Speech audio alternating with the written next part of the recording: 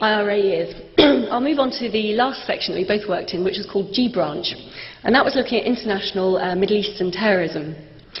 And David, when he was working there, was the head of the Libyan section, which meant he was looking not only at Libyan activity within the UK mainland, but also activity abroad and trying to coordinate a response to stuff that appeared in the media about, excuse me, about Lockerbie, things like that.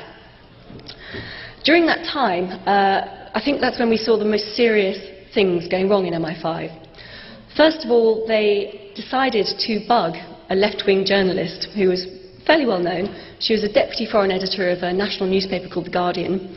And the senior management got terribly excited about this because it was lefty, just like the good old days. You know, don't want to worry about terrorists, they're all a bit difficult, but left-wing journalists, we know what to do.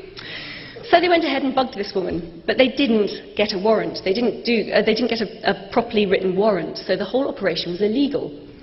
And again, David started complaining about this and saying, look, we can't do this, we're breaking the law. And also spending a huge amount of money, because this bug was kept in place for a year. It cost MI5 over £750,000 just to process the information coming off that one bug. And of course other things were going on which were of minor interest, like, you know, letting a known Libyan intelligence officer come terrorist into the UK and having to follow him around. But no, let's look at the left-wing journalist. The other thing as well that we saw, this wasn't strictly speaking in either of our sections, it was in a section called G9B, which was looking at the Iranian target. But this was a case of two innocent Palestinians who were put in prison, are still in prison. I mentioned this morning at the state terrorism talk. Basically, there was an attack against the Israeli embassy in London in July 1994. And the Israelis had been hassling for increased protection around their embassy in London for the preceding few months, because there had been a couple of other big attacks against their interests around the world. Now, MI5 had no intelligence to suggest that any Arab terrorist groups were planning an attack against the Israeli embassy. London had traditionally been a sort of safe haven for Middle Eastern groups, because they were given a certain amount of freedom of expression and things. So they didn't think they had either the capability or the intent to carry out an attack in London. So the Israelis were getting quite frustrated about this.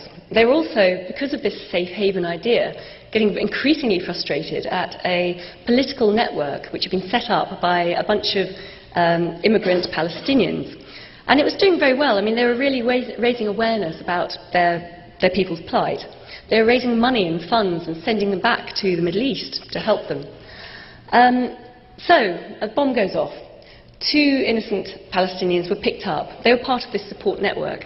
And they were subsequently convicted, not of the attack, because they had cast iron alibis, but they were convicted of conspiracy to cause this attack. And it looks like they were set up, they were fitted up, because there was a shadowy figure called Rida Maghrabi, who kept swimming in and out of their story. He was never traced, even though he was the one that bought the car that the bomb was in. He's the one who was, you know, asking them to put themselves in certain places at certain times, which led to the circumstantial case against them, which led to their convictions. But nobody bothered to try and trace him. And I think he was probably an Israeli agent. But the crucial thing that David saw was a report written by a senior MI5 officer. His code name was G91. And he had seen all the evidence and all the intelligence, more crucially, in the run-up to this attack. And his assessment, his view, was that Mossad had bombed their own embassy. Call me a conspiracy theorist, but that's what this guy said. Now, it sounds a bit crazy, but as I said, they wanted increased security. They also wanted to shatter this Palestinian support network, and they did, because these two people who were then convicted, of course, everyone else who worked with them just ran for cover. They went underground, and in fact, the network hasn't been really rejuvenated ever since. I should say as well, one was a young woman called Samar Alami, one a young man called Jawed Botme, both professionals, engineers working in London. And they were both sentenced to 20 years each for conspiring to commit a terrorist atrocity.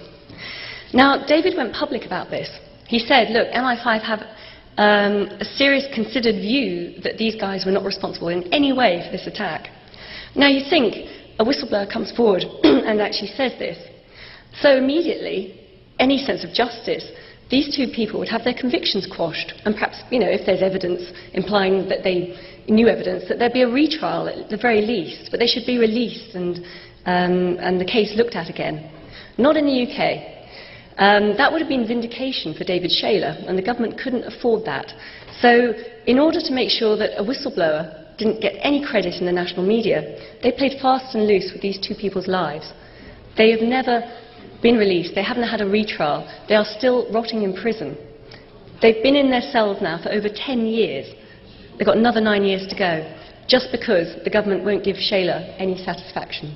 I mean, I just think that is absolutely psychopathic. The final thing I want to talk about